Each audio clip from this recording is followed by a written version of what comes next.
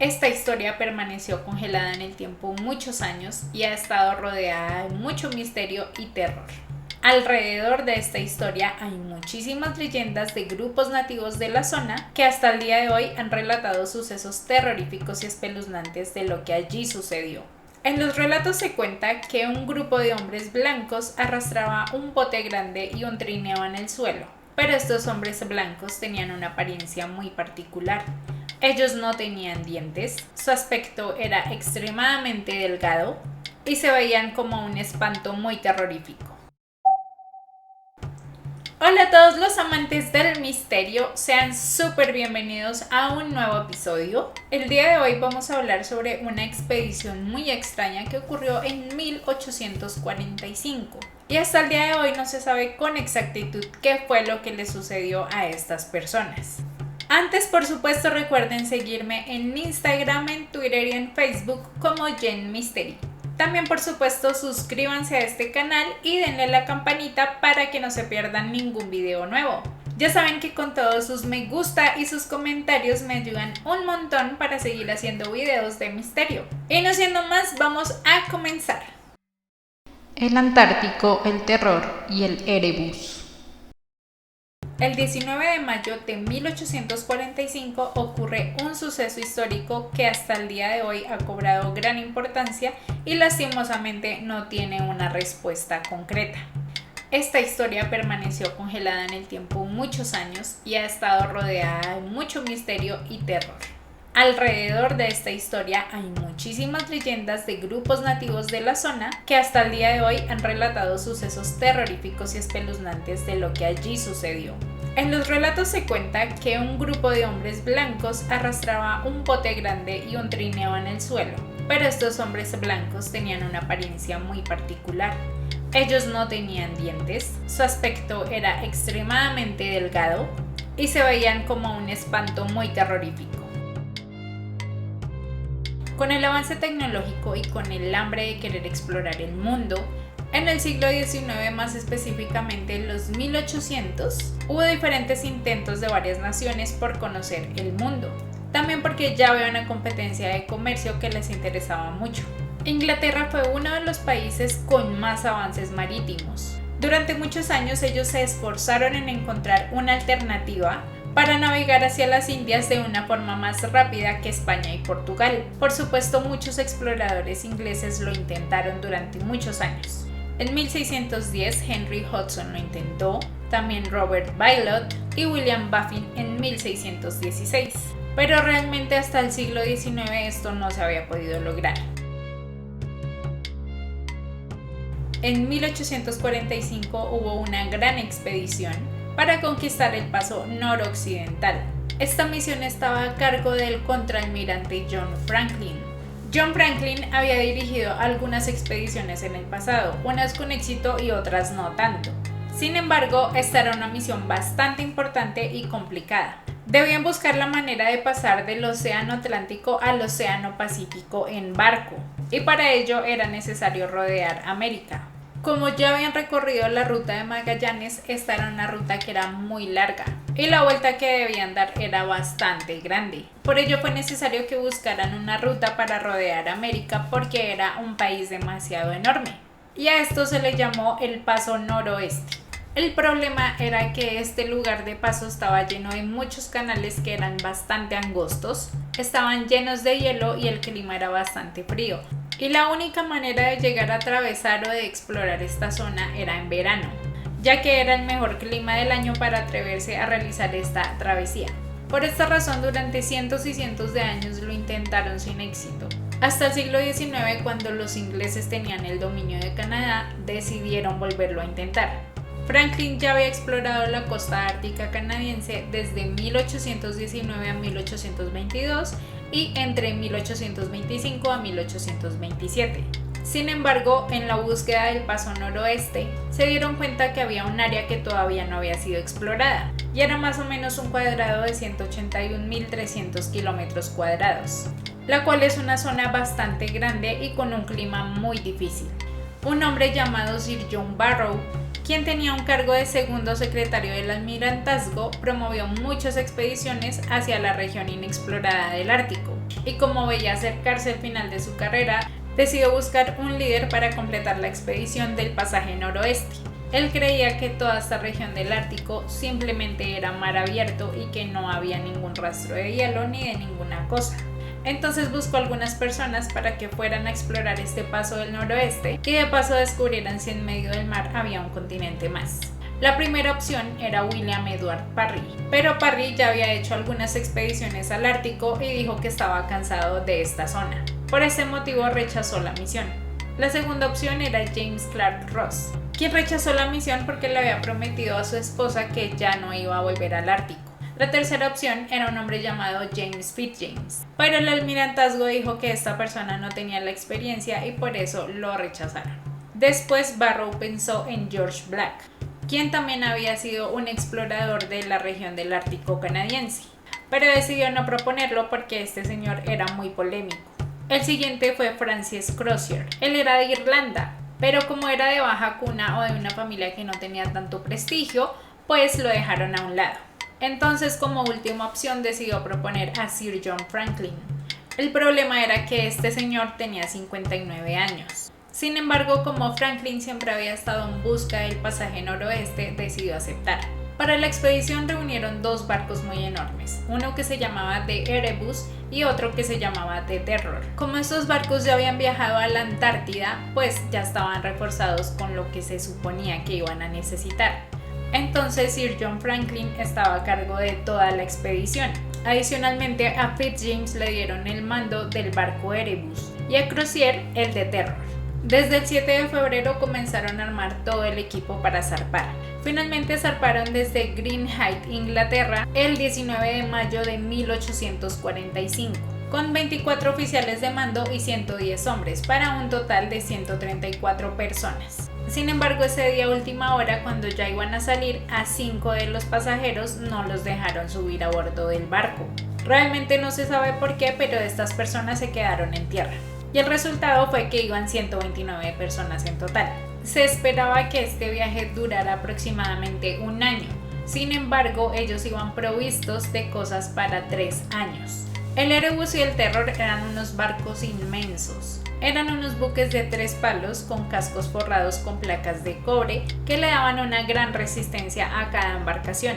El Erebus pesaba 378 toneladas, mientras que el Erebus 331. Estos barcos contaban con la última tecnología de la época y de los avances náuticos.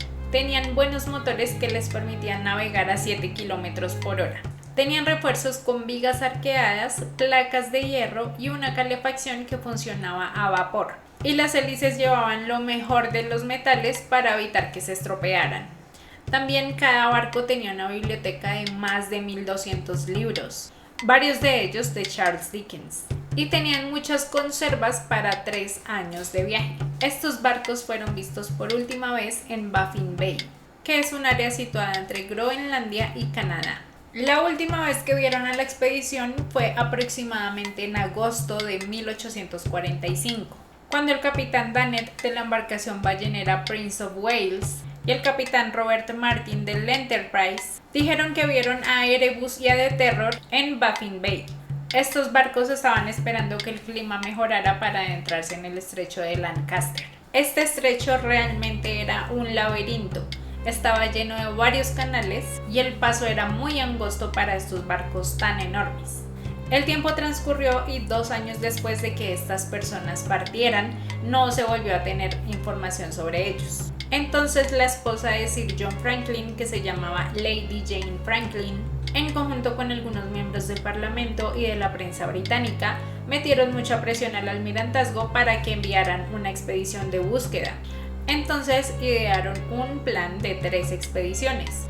Había un equipo comandado por Sir John Richardson y John Gray, quienes irían por tierra por el río Mackenzie hasta la costa ártica de Canadá, y posteriormente irían 2 expediciones por mar por el Ártico canadiense.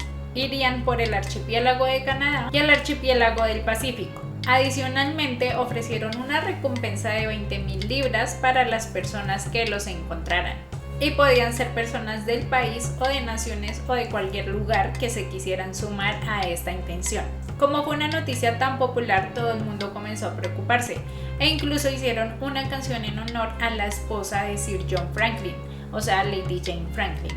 La intención de esto era apoyar a la esposa e impulsar la búsqueda de este personaje y de toda la tripulación que lo acompañaba. Muchísimas personas fueron a investigar lo que sucedió.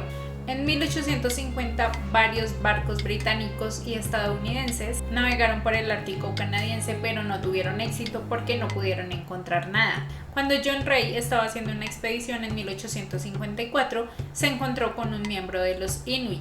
Los Inuit son varios grupos de personas que son nativas de allí, pero realmente no les dicen esquimales porque en Canadá consideran que la palabra esquimal es despectiva. Así que oficialmente les dicen los Inuit, que significa la gente. Este sujeto se encontraba cerca de Pelly Bay y él le contó que unos años atrás habían visto a un grupo de entre 30 a 40 hombres blancos que habían muerto de hambre cerca de la desembocadura del río Back. Muchas otras personas también contaron la misma historia e incluso dijeron que habían sido testigos de cómo estas personas se habían vuelto caníbales. Le enseñaron a Rae algunos de los objetos que habían encontrado de este grupo de hombres blancos, objetos que por supuesto compró y se dieron cuenta que pertenecían a John Franklin y a varios de los hombres. Se trataba de varios tenedores de cucharas de plata que años después se dieron cuenta que pertenecían a Fitzjames y a Crozier y a Franklin y a Robert Osmer. Este informe fue enviado al almirantazgo y en 1854 decidieron enviar otra embarcación para investigar. En la siguiente búsqueda del lugar viajaron a la desembocadura del río y en 1855 algunos miembros de los Inuit relataron que un grupo de Kalunat, que son hombres blancos en su idioma, habían muerto de hambre a lo largo de la costa. Y en agosto de ese mismo año, los investigadores encontraron una pieza de madera que decía Erebus y también otro que decía Señor Stanley, que se trataba del cirujano que iba a bordo del barco. Después de estos hallazgos, el país dijo que oficialmente estas personas habían fallecido, así que ya no los iban a buscar más. Pero Lady Jane estaba muy triste y ella no se iba a dar por vencida. Reunieron dinero para zarpar en 1855 y la expedición sería comandada por Francis Leopold McClintock. Esta mujer, Lady Jane, iba a bordo del barco. En 1859 encontraron un hallazgo asombroso. Se trataba de una hoja que tenía dos mensajes. El primero era del 28 de mayo de 1847 y decía que el Erebus y el Terror habían invernado en el hielo de la costa noroeste de la isla del Rey Guillermo y que el año anterior, o sea en 1846, lo habían hecho en la isla de Bilshi. Firmado por Sir John Franklin, comandante de la expedición, en donde decía que todos estaban bien. El segundo mensaje tenía la fecha del 25 de abril de 1948 y allí decían que tanto el Erebus como el Terror habían quedado atrapados en el hielo. Ellos duraron 1 año y medio estancados y después el 22 de abril fueron abandonados por la tripulación. También escribieron que 24 oficiales y miembros habían muerto. Y entre ellos estaba el cuerpo de John Franklin, que murió el 11 de junio de 1847, lo cual fue 2 semanas después del primer mensaje que estaba escrito. Entonces Crozier quedó a cargo de la expedición y el plan era que al día siguiente las 105 personas que todavía vivían iban a realizar un viaje hacia el costado sur por el río Back. Entre los hallazgos realizados por McClintock había un esqueleto humano en la costa sur de la isla del Rey Guillermo. Cuando lo inspeccionaron se dieron cuenta que todavía estaba vestido y que llevaba consigo unos documentos. Por el uniforme que tenía puesto, lo más probable es que hubiera sido el camarero, así que podría tratarse de Thomas Armitage. Entre los documentos tenía un certificado de marinero que estaba firmado por el suboficial del barco, que se llamaba Pegler, y este señor, además de tener el cargo de camarero, también estaría encargado de la armería, que conseguiría con el compañero de Pegler y con los documentos que llevaba respecto al Terror. En el punto este de la isla también encontraron un bote salvavidas que tenía 2 esqueletos y algunos objetos. Y estos objetos también pertenecían a la expedición de Franklin.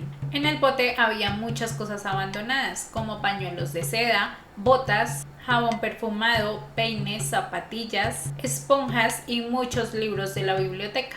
además de los testimonios que ya habían dado los Inuit nuevamente. Entre 1860 y 1869, un señor llamado Charles Francis Hall vivió con los Inuit y en la costa de Canadá encontró campamentos, tumbas y objetos de la expedición de Franklin, pero lastimosamente no había ninguna persona viva. En cientos y cientos de páginas quedaron los testimonios que dieron los Inuit.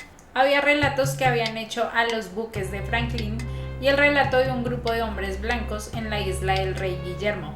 Pasaron más de 100 años para que se pudieran encontrar pistas sobre lo que le había pasado a estas personas. En 1981, un grupo de investigadores de la Universidad de Alberta recorrieron la costa de la isla y encontraron varios objetos del siglo XIX y algunos restos humanos. Cuando hicieron estudios sobre ellos se dieron cuenta que probablemente habían padecido de escorbuto por falta de vitamina C. También había un alto nivel de plomo en estos huesos, quienes tenían 226 partes por millón de plomo, y los compararon con los restos inuit de la zona, quienes tan solo tenían entre 26 a 36 partes por millón. En 1982 volvieron a recorrer la zona en la que había estado McClintock, y allí encontraron los restos de 6 a 14 personas muy cerca del bote salvavidas. También había algunos objetos. Entre esos había una bota que había sido improvisada y tenía clavos en la suela para que se pudiera agarrar al hielo. En años posteriores obtuvieron un permiso para realizar una exhumación a 3 tumbas que habían sido encontradas en ese lugar. Fueron las únicas 3 personas que fueron enterradas. En 2 de las maderas que tenían se dieron cuenta que un cuerpo era de John Shaw Torrington. Cuando hicieron estudios de este cuerpo se dieron cuenta que los huesos tenían marcas de haber sido mutilado, como cuando descarnan la carne. Por esta razón se dieron cuenta de que todo lo que había relatado John Ray cuando fue en su búsqueda y volvió con su informe era completamente cierto, solo que el gobierno de la época nunca lo quiso admitir porque era una cosa terrorífica. La hipótesis apunta a que los supervivientes de estas embarcaciones decidieron viajar hacia el sur a pie, pero como la temperatura era bajo cero, e incluso en verano la temperatura más alta llega a los menos 10 grados centígrados. A estas personas se les estaba acabando el alimento y tuvieron que recurrir al canibalismo de los que ya habían fallecido. Realmente intentaron hacer fogatas con algunas partes del barco, pero lamentablemente no lograron sobrevivir. Los Inuit relataron que uno a uno iban muriendo en el camino, así que probablemente todas estas personas tuvieron varias causas de muerte. Las principales eran el escorbuto, la neumonía debido a que no llevaban ropa para este clima, y además el gobierno había hecho un encargo de 8.000 latas de conservas, pero este encargo lo realizaron en tan solo un mes y hubo muchos descuidos en el proceso. Como las latas no habían quedado hechas, la comida se dañó un mes antes de partir, además que el plomo del metal con el que lo hicieron se escurría por dentro de la comida. Cuando la tripulación ingirió la comida, el resultado era que les daban cólicos y muchos dolores de estómago y de diarrea. Por esa razón, varios de los hombres ya no querían comer y algunos de los cuerpos fueron encontrados con latas muy cerca, pero estaban totalmente intactas. También se preguntaron cómo era posible que tuvieran tanto plomo en los huesos, si haciendo el cálculo de que hubieran ingerido todas las latas no hubiera sido posible tener tanta cantidad. Pero con los estudios del barco se dieron cuenta que las latas de hierro también estaban hechas con plomo. Y como era un viaje tan largo, se dieron cuenta que este barco tenía un sistema que convertía el agua salada en agua dulce para poderla consumir. El problema es que esto también tuvo muchos problemas y la tripulación tomaba agua con plomo.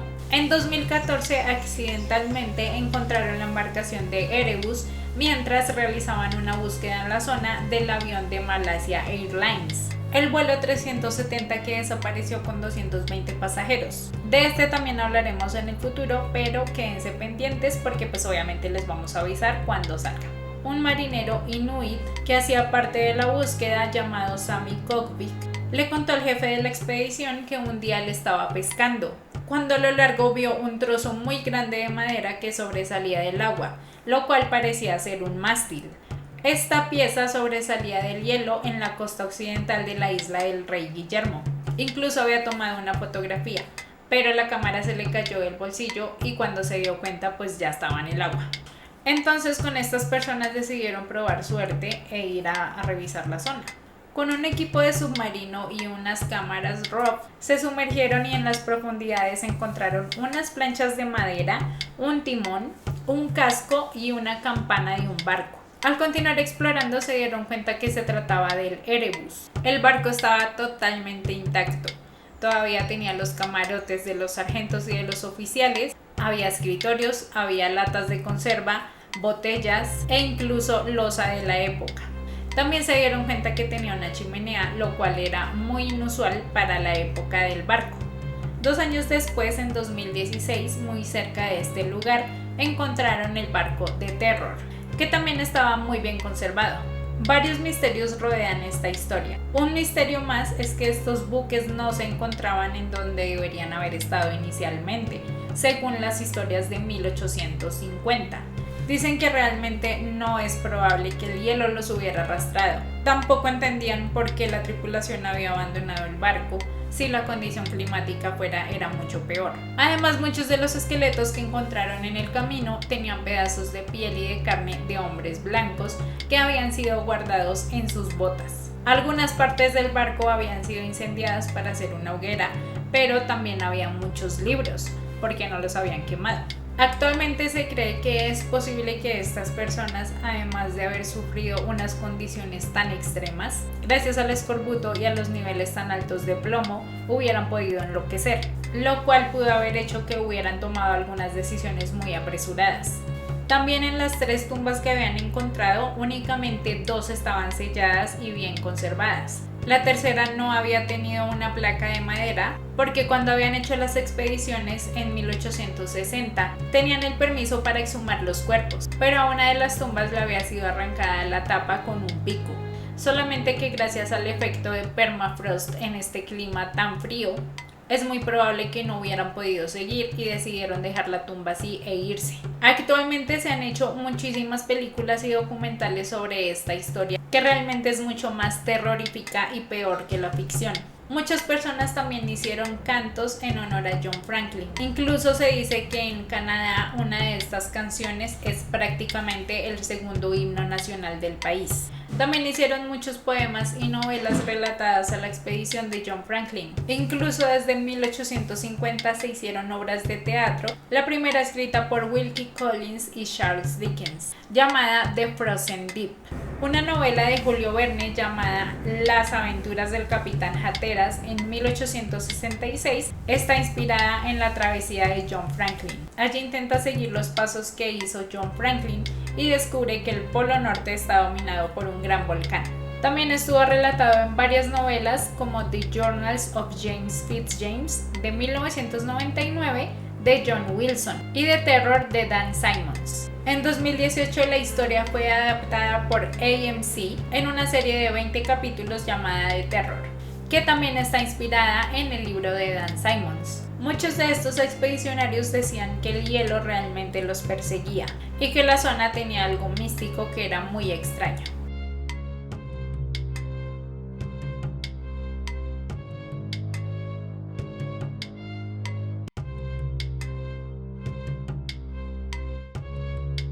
¿Ustedes qué creen que pudo sucederle a esta tripulación? ¿Realmente había algo malvado o maligno que perseguía a estos hombres? El aliciente del final de esta expedición fue que años después, aproximadamente en 1906, se pudo descubrir el paso noroeste, y este descubrimiento se le atribuyó a John Franklin y a su tripulación porque estaba localizado en la parte posterior a donde se encontraban estas personas. Comenten todas sus opiniones y los temas que quieran ver. Si les intrigó toda esta historia, denle me gusta y compártanlo con todos los amantes del misterio. También recuerden seguirme en mis redes sociales, me encuentran en Instagram, en Twitter y en Facebook como Jen Mystery. Y por supuesto suscríbanse al canal para no perderse ningún video nuevo. La siguiente semana tendremos una historia muy interesante sobre leyendas urbanas. Díganme cuál es su preferida y recuerden que nos vemos en la próxima.